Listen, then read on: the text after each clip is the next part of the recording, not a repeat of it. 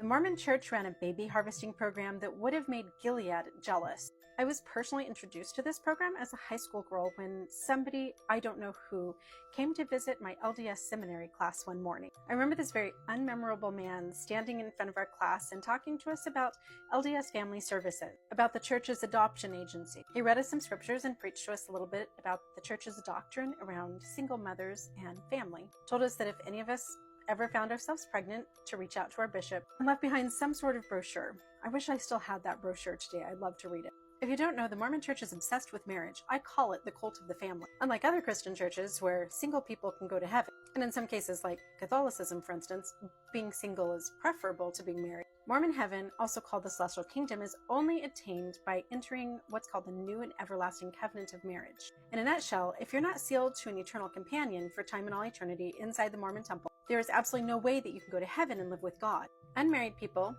who are righteous and die become servants to the married people in the celestial kingdom. They're called ministering angels. This only makes sense when you understand the purpose of Mormon heaven. According to the plan of salvation, every child of God is on earth so that we can become like God himself. In Mormon heaven, people aren't just floating on a cloud playing harps, being happy because they're in the presence of Jesus. They're married, they are procreating, so that they can populate the planets which they will make as gods and goddesses. Joseph Smith, the founder of Mormonism, taught that as man is, God once was, and as God is, man will become. So it makes sense then that you can't go to heaven and become like God if you're not married. Single people can't populate their own universes. All Mormons must marry, either in this life or in the next, and all married couples are under an oath and covenant in the temple on their lives to multiply and replenish the earth. What's a couple to do if they can't have children of their own? Enter LDS Family Services. You can look up this article yourself on the LDS website and read about Melissa, who is a single mom, age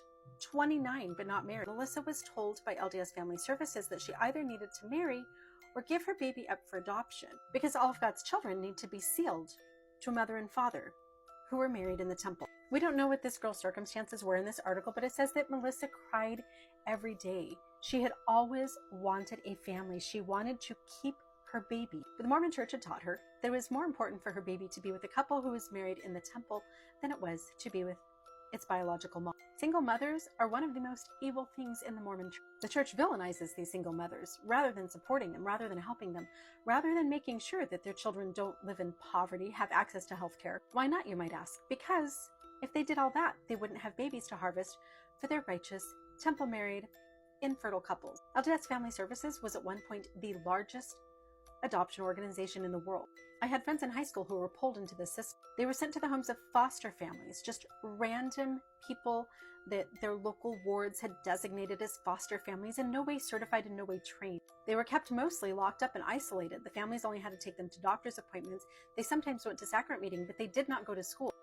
They incubated their babies far away from home, without their families, without their friends, and then turned their babies over to temple-worthy adopted parents. They also had to begin to go through the repentance process, because obviously if you're a single mother, you have committed the sin next to murder, which is sex outside of marriage. The guilt and the shame that these girls faced is unbelievable. At a time in their lives when they needed support, when they needed love, when they needed acceptance, they were shamed and had their babies taken away. As a woman who's had many children myself, I cannot imagine the horror that these girls faced. I had all the money in the world, I had the support of my community, I had friends and family, and I fell asleep in my own bed at night. But pregnancy and childbirth were still hard. Imagine doing this as a 14, 15, 17-year-old girl, being told that you were a sinner, living with strangers, and never seeing your baby past the moment it was pulled from your womb.